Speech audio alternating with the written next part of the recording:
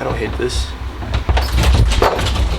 Today I'm gonna talk about what I learned from these books, the Gentleman Bastard series by Scott Lynch. For those who don't know who I am, my name's Trip Church. I'm an aspiring writer. I've written 3 novels, kind of. They're all in various stages of development. And so I've started a YouTube channel. I try to speak not too authoritatively about how to do things because I'm still figuring it out myself, but I hope to provide a look into the process of what one aspiring writer is going through as a means of entertainment and information for other writers. And hopefully if I do get published one day, it'll be useful for others to go back and see where I was on my journey. Like right now, the furthest I've gotten with any particular book is having a second draft finished. And right now I'm working on the second draft for a different book. And it's actually going very well. I'm very excited. I wrote like 17,000 words this previous week. Hey! This little dog right here lays on the couch all day, passed out, doesn't make a sound. And when I go to record a video, she grabs her chewy toy and is immediately all over it. What do you have to say for yourself? You're so cute.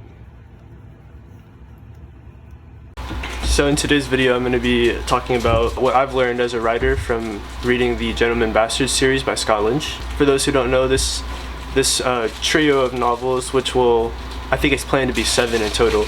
This is a series of, well, we'll start with the first book, basically. So it's like a crime novel, or a heist novel, I should say, that kind of takes place in a fantasy series. I've really enjoyed this series. Just to, basic summary, I really like it. It was great. It's been great fun to read, and I feel like I've learned a lot from reading it. So I'll do just a little bit more broad overview kind of stuff, and then I'll dig into spoilers. I'll warn you when I do spoilers, and then we'll dig into some of the things I really enjoyed about it, some of the things that I didn't, and all that good stuff. So basically this first novel, The Lies of Locke Lamora, is about our boy Locke Lamora and a gang of thieves, the Gentleman Bastards. There's kind of a 2 timeline thing going on where we're getting the present day heists he's pulling off, and we're also getting all the backstory of like his childhood and how he came to be who he is. Some of the other main characters are his friend Jean, who's got a cool name, and he's like, they're like best friends, and it's like a bromance low-key. It's pretty good. And some other important characters are like Callo and Galdo. I can't ever say their names. I actually listened to the audiobook for the first one, and then I read the other 2. The audiobook was amazing. I'll put the performer's name on screen. He was really good. He was a great narrator. Okay, spoilers activated. I'm gonna be covering all 3 books. So if you haven't read all 3 books, I would encourage you to read them, or beware, I will be spoiling things for all of them. I'm gonna keep the first bit focused on just the first book because I think the first book was the best one. I think the others were both great, but I think this one was the best because I think the others sometimes got bogged down by the quirks of promises Scott Lynch had made earlier on. But with the first book, I feel like he knew exactly what he was going for, and I think he nailed it just out of the park. It starts off with a caper called the Don Salvara Gambit, I believe, or Don Salvara game, and it's awesome. I just love the intricacies and the details of what he did with heists and thieves, because when the first book I wrote actually has a thief as the main character, but this book kind of opened my eyes as to what you could really do with a thieving main character. Before that, the only other real thieving books I had read were The Demon King by Cinda Williams Cheetah, which was a good book. I really enjoyed it, and it was actually pretty influential in the first book I wrote. But this is very YA, and it's very like, I mean, it is what it is, and it's good, but it's not at all the same as The Lies of Locke Lamora. And the other thieving book I had read kind of was Mistborn. And when I say thieving books, I just mean the main character started out as a thief. In both of those books, they pretty much evolve into something else pretty quickly. And my book also kind of followed that formula because that's pretty much all I knew. But then reading The Lies of Locke Lamora, where seeing that you can really just have your character be a thief the whole time and steal stuff, and that doesn't have to just be a dirty street thief peasant. He can be a cunning, manipulative charmer, that can outwit the nobles. It was a very different take on it that I really enjoyed seeing, and just learned so much just from that premise alone, just how it was executed.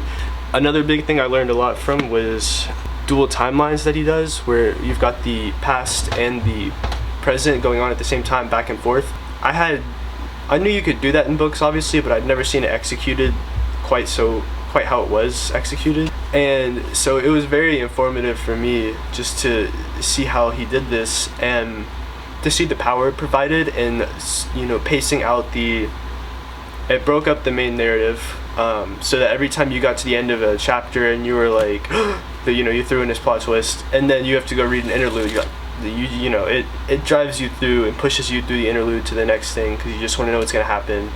And then the interludes themselves were really great at developing the characters and helping you understand how they came to be who they are. Yeah, so the dual narratives was very insightful for the power it provides. The next thing I'll talk about is the voice. Scott Lynch's voice is awesome. It's just so fun to read. It actually confused me at first because it's kind of omniscient and kind of limited, and it kind of goes back and forth. I think it is technically limited, but it's like a very not deep limited, if that makes sense. I thought it was omniscient for a while. I was like, it's just omniscient. But he does pick a character, especially in the later books, he really does pick a character, but he'll willingly switch over like halfway through a scene if that character leaves or something. And he does it really well, so I'm not complaining by any means, but it definitely would jar me at times, just because I was so used to like Sanderson and Robert Jordan, like their deeper third person that they really get into the character's eyes and get their thought and characterize them through their narration. And we still get plenty of that, but it's you can definitely tell it's kind of like Scott Lynch is telling you the story and giving you the thoughts of the characters when he feels like you need it. It's just, once again, not a bad thing by any means, but it's just different, and it was interesting to see. And I think a lot of it was good because his voice is fun to read, so there was a lot of just excellent description and narration and funny ways of telling what happened. There's one particular bit of imagery that stuck out.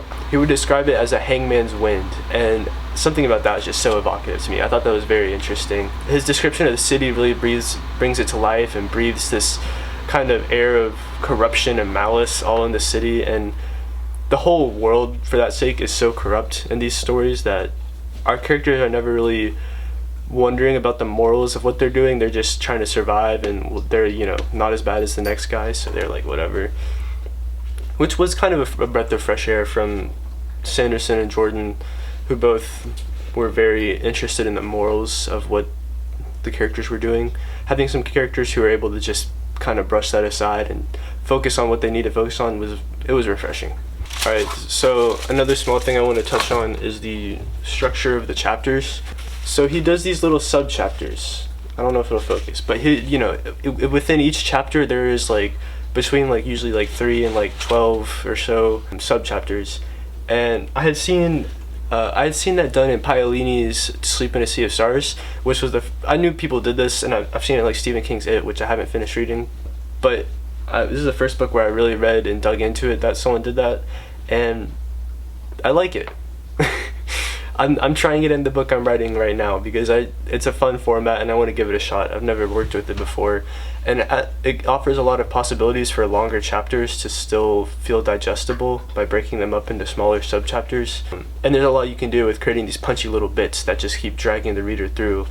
It almost reminds me of like a thriller pacing inside of a fantasy novel, which is interesting because a lot of fantasy sticks to longer chapters, in the 5,000 to 6,000 word count, and some of these chapters they surely easily get to 5,000 or 6,000, if not 10,000 words, but they never feel ridiculous because you've got these natural stopping points that break them up. So if you have to put the book down, it's not a big deal, but at the same time, if you want to binge a whole chapter, you're kind of pulled through it at a nice pace.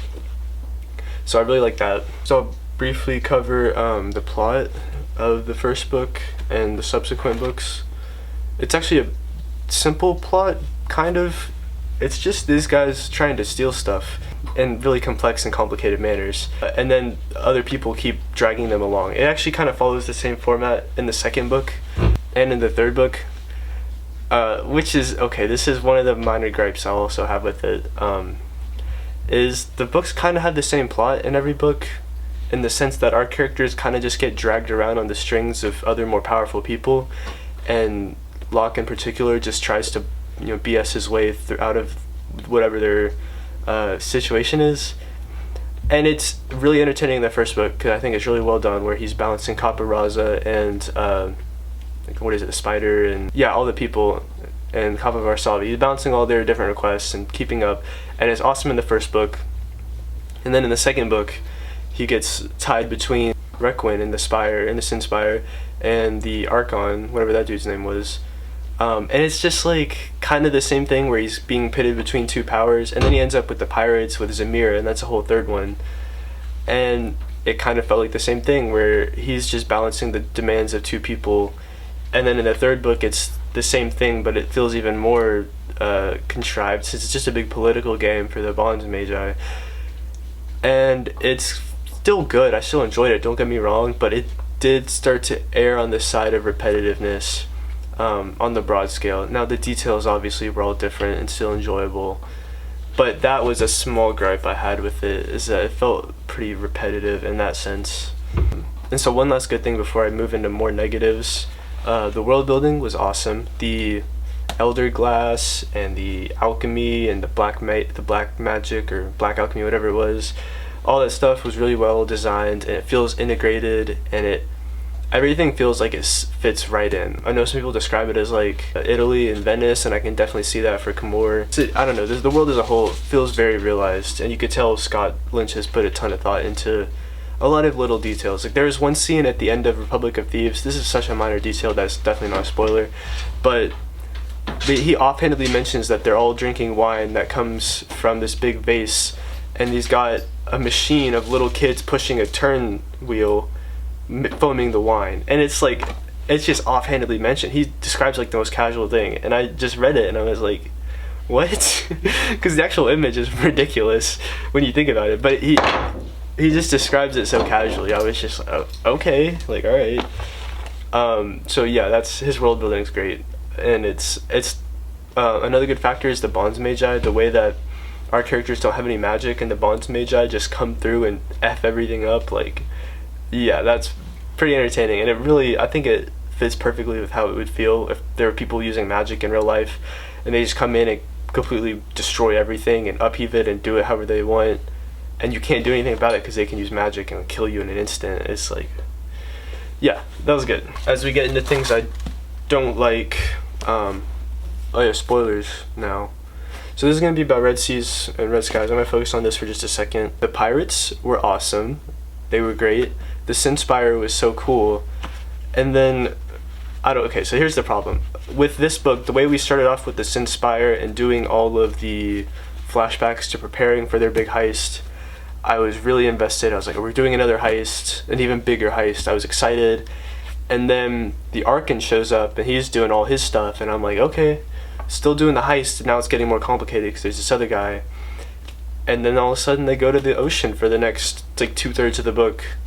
And I was like, okay, is the next book also gonna be, is this gonna be like is it gonna be like the first book in the trilogy and then books 2 and 3 go together where they don't resolve the Sin Spire plot until the end of the third book or something? No, we just resolved all of the book in like 20 pages. No, it was more like 50 really, but it still was very fast, and I think it was just an issue of promises versus payoff. You know, he kind of, by spending so much at the beginning of the book with the Sin Spire, he really promises that the heist is going to be all about that, and then we go to pirates. And the pirates were great. I loved the pirates, but I didn't know we were getting to that right from the beginning, and so it was kind of jarring, and kind of the first, I want to say 50 to 100 pages of pirate focused stuff, I was like, when are we going to get done with this side plot and get back to the main thing? And we really didn't. It became the main plot, which is fine. I think it was an artistic choice, and I think it was quite intentional. And so I'm not saying it's wrong, but I've seen a lot of criticism for it, for how it kind of went to pirates out of nowhere. And I definitely get where people are coming from and why they would feel that way. I enjoyed the pirates part once I settled into the pirates part, I think is a fair way to put it.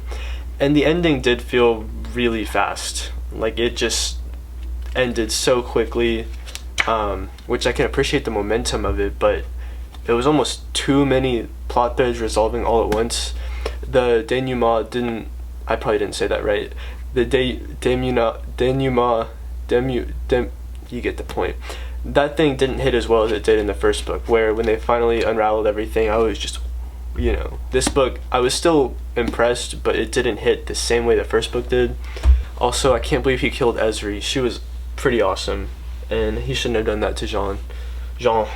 So, I guess I'll talk about Republic of Thieves now, which I really liked it and also kind of didn't at the same time.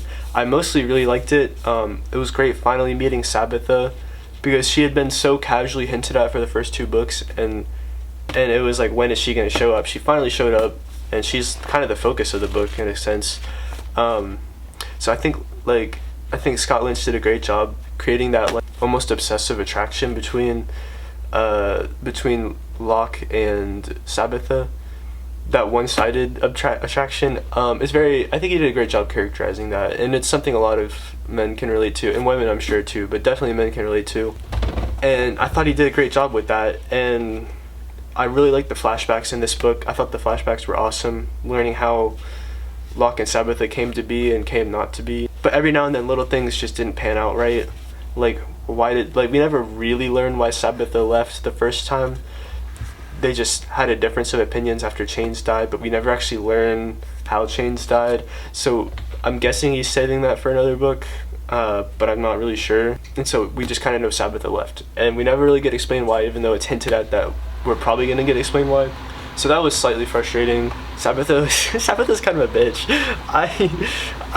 She was so mean to Locke. Like, okay, well, to be fair, Locke was a little bit obsessive, but Sabitha knew it, and I feel like she took advantage of it constantly, and it was frustrating for me to watch her be so manipulative to Locke, and he just keeps coming back to her, and it's realistic. I think it's kind of toxic, but it's still painful to read almost. The present day plot of this book I wasn't in love with. I like the idea of it, I just wasn't in love with it, the way it was executed. I think it could have, I don't know, because I was reading it and I kept waiting for them to get to like the big stuff of the election battle, and then all of a sudden I realized I was like most of the way through the book, and I was like, when is it gonna, like, I thought there was like still 3 weeks left, and then all of a sudden, another spoiler alert, the Bonds mage that show up and say Locke's like an ex-Bonds mage in a new body or something, that came out of nowhere. It kind of felt earned, but also kind of felt like WTF. And then Sabitha just dips again, because of course she does. Yeah, I don't know, that was frustrating. And then all of a sudden it was like, and now it's the day before the thing, and okay, there was some other like tiny little plot that I just got annoyed by and like kind of skimmed through. Shh, don't tell anybody. And I think it was like, it was super minor. I could tell it wasn't important. But yeah, I just looked up and all of a sudden the book was almost over, and I was like, wait, what? There's still so much left to do. And then the ending was kind of earned, and Patience was a bitch. Fuck Patience. She was mean, and Falconer's back, and he's like a whole super villain now at the epilogue. I was like, okay, that's kind of awesome with the Dream Steal stuff. But also, I hate that guy, so I don't know. I'm kind of ranting. Let me try to wrap this up. So these books were really good. I really enjoyed reading them, and I learned a lot from them. And I'm excited for the next book in the series. I think it's The Thorn of Emberlane. I understand it's been quite a while since this one was released. I think it was 2013, so nigh on 8-something years now, which is unfortunate. So I wish Scott Lynch all the best, of course, and I'm very excited to continue the series whenever more books are out. I heard it's going to be 7 books, so I'm really curious to see where he goes with that, how much of it has already been planned out. It's a delight to read. If you haven't read these books, you should. You're doing yourself a favor or a disservice by not reading them, I mean. Oh yeah, one last thing I wanted to mention. In the first book, the scene in Miragio's counting house, where shortly after like everybody dies, Miragio's counting house, that chapter right here, chapter 13, Orchids and Assassins, this is one of the best chapters in the book. I think it, like, as an isolated chapter, I think he just like, the humor was on point. It was great. Oh, that's another thing I forgot to mention. The humor in this book is awesome. The humor is great. I just don't even know what else to say about it. It's just good. But this chapter 13, it slaps. I was listening to this in the car, and I was laughing so much because it's just awesome. And that's basically it. So, oh yeah, I gotta do the outro. I'm not very good at this YouTube thing yet, so here's the, oh yeah.